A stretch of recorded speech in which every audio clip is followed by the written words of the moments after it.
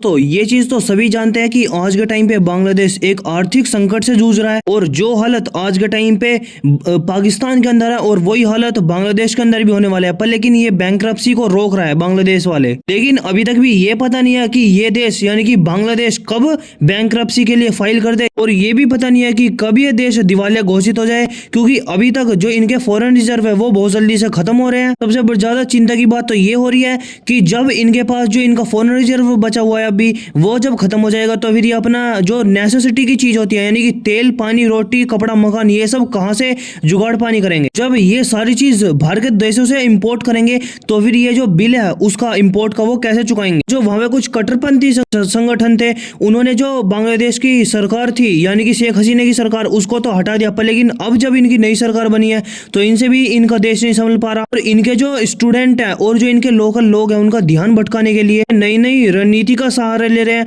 और किसी न किसी तरीके से उनका बस ध्यान भटका रहे हैं। कुछ ऐसी रिपोर्ट निकल के आ रही है कि बांग्लादेश जो पाकिस्तान की गोरी न्यूक्लियर बैलिस्टिक मिसाइल है उसको खरीदने जा रहा है और फिर इसको पाकिस्तान से खरीदने के बाद भारत के खिलाफ तैनात कर दिया जाए भारतीय बॉर्डर के ऊपर। और कुछ कट्टरपंथी संगठन बांग्लादेश के अंदर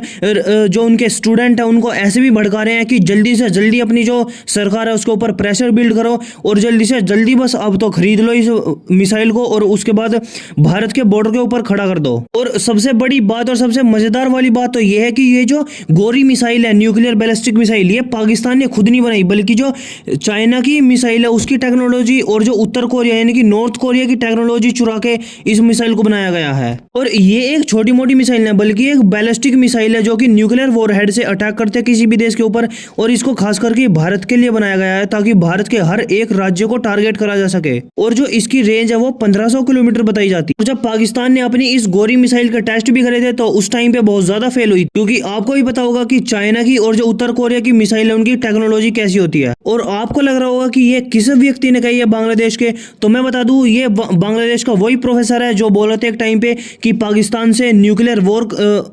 बॉम्ब खरीद लो और फिर भारत के ऊपर दे मारो। और आज के टाइम पे इसी प्रोफेसर ने दोबारा से ये मांग उठाई अपनी सरकार से कि भारत को घेरना चाहिए हमें पाकिस्तान और चीन के साथ साथ, क्योंकि आपको ही पता होगा एक तरफ से चीन घेर रहा है भारत को और एक तरफ से पाकिस्तान और अब जो तीसरी साइड है यानी कि बांग्लादेश वाली साइड वहां से भी घेरना चाहिए भारत को। कुछ लोगों का कहना यह है कि ये जो प्रोफेसर है बांग्लादेश के अंदर ये कुछ चाइना के एक बताए हुए रास्ते पे चल रहा है और ये एक चाइना का एजेंट निकल सकता है और ताकि भारत के ऊपर दबाव बनाया जाए जैसे कि अभी ये टाइम पे भारत जो चाइना के पड़ोसी है उन सभी को ब्रह्मोस मिसाइल दे रहा है, उसी के चलते भारत के ऊपर भी दबाव बना जाए कि एक तरफ से चाइना एक तरफ से बांग्लादेश और एक तरफ से पाकिस्तान तुमको घेर रहे हैं। अब कुछ ऐसी रिपोर्ट भी निकल के आ रही है कि जो वियतनाम है वो भी भारत की जो ब्रह्मोस मिसाइल है उसके अंदर इंटरेस्टेड है और वो भी बहुत जल्दी फिलीपींस की तरह ही खरीद सकता है भारत से। और फिर उसके बाद इंडोनेशिया मलेशिया सिंगापुर जैसे देश भी भारत से फिर ब्रह्मोस मिसाइल खरीदेंगे। तो ये एक बहुत ही बड़ा प्रेशर बिल्ड कर रहा है भारत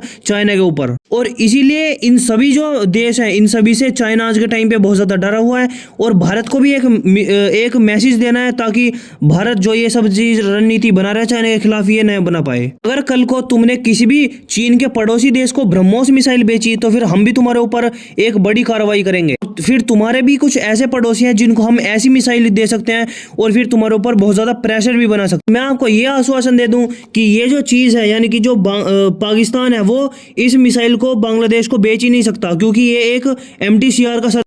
रूल रेगुलेशन के खिलाफ होगा। और अगर पाकिस्तान इन सभी रूल रेगुलेशन का उल्लंघन करता है तो अमेरिका के साथ साथ सारे यूरोपियन देश पाकिस्तान के ऊपर बहुत बड़े बड़े सैंक्शन लगाएंगे। और इसीलिए जो आज के टाइम पे बांग्लादेश का ये प्रोफेसर बोल रहा है ये सभी झूठ है और ये सभी उल्टा सीधी अफवाह फैला रहे हैं। तो सिर्फ वो प्रोफेसर वो सिर्फ बांग्लादेश के जितने भी स्टूडेंट है जो भारत के खिलाफ है उन सभी को खुश करना चाहते हैं। बाकी इस चीज के ऊपर आपका क्या व्यू पॉइंट है वो कमेंट सेक्शन में जरूर बताना और लाइक और सब्सक्राइब जरूर कर लेना।